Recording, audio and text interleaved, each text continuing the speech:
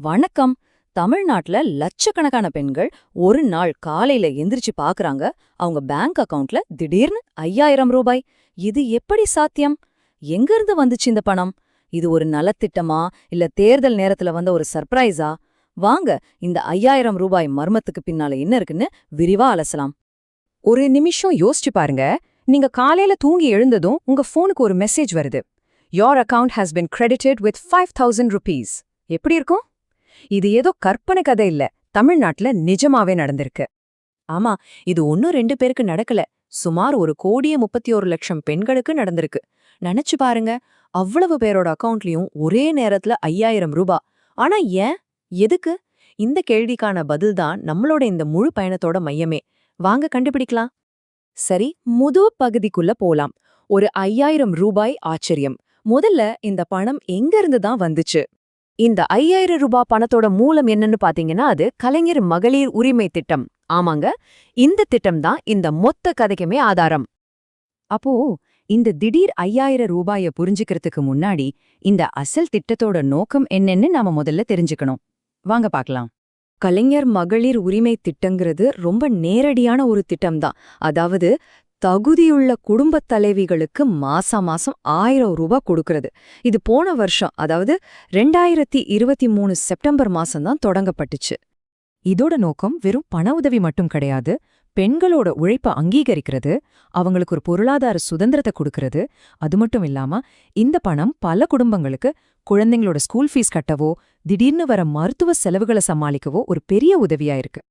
இங்க ரொம்ப முக்கியமான ஒரு விஷயத்தை நம்ம கவனிக்கணும். இதுக்கு பேரு வெறும் நிதி உதவி இல்ல, இது ஒரு உரிமை தொகை.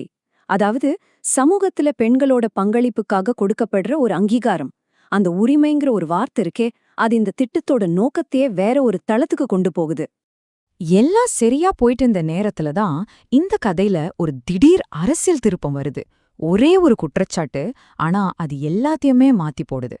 வரப்போற தேர்தல ஒரு காரணமா காட்டி மார்ச், ஏப்ரல், மேன்னு 3 மாசத்துக்கு இந்த உரிமை தொகையை நிறுத்த போறாங்கன்னு ஒரு குற்றச்சாட்டு திடீர்னு கிளம்புச்சு. இத கேட்டதும் இயல்பாவே மக்கள் மத்தியில ஒரு பெரிய பதற்றமும் குழப்பமும் ஏற்பட்டிருக்கும் இல்லையா? அதுவும் பாருங்க, கரெக்டா அந்த நேரம் கோடைக்காலம், ஸ்கூல்ல பரீட்சை நேரம், அடுத்த வருஷத்துக்கான அட்மிஷன்னு ஏகப்பட்ட செலவுகள் இருக்கிற சமயம். அந்த நேரத்துல இந்த பணம் வராதுன்னு சொன்னா அது குடும்பங்களுக்கு எவ்வளோ பெரிய நிதி நெருக்கடியை உண்டாக்கும்னு கொஞ்சம் யோசிச்சு பாருங்க. இந்த பரபரப்பான குற்றச்சாட்டுக்கு அரசாங்கத்தோட பதில் என்னவா இருந்துச்சு?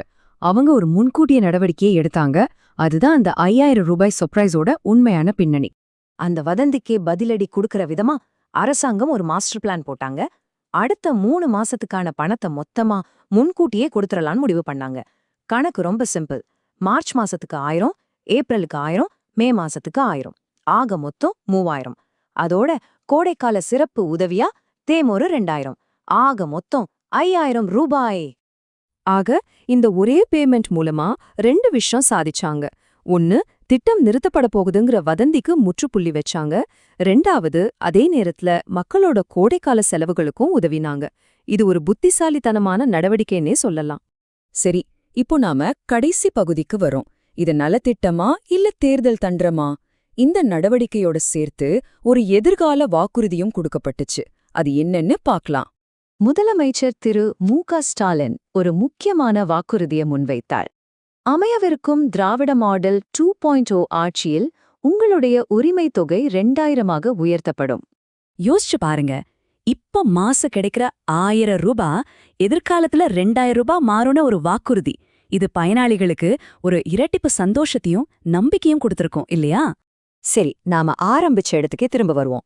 இந்த 5000 ரூபாய் முன்பணம், இந்த 2000 ரூபாய் எதிர்கால வாக்குறுதி, இது எல்லாமே உண்மையிலேயே மக்களோட நலனுக்காக செய்யப்பட்ட ஒரு விஷயமா, இல்ல முழுக்க முழுக்க தேர்தல மனசுல வச்சு செய்யப்பட்ட ஒரு அரசியல் தந்திரமா, அல்லது இது ரெண்டுமே கலந்து ஒரு மாஸ்டர் ஸ்ட்ரோக்கா?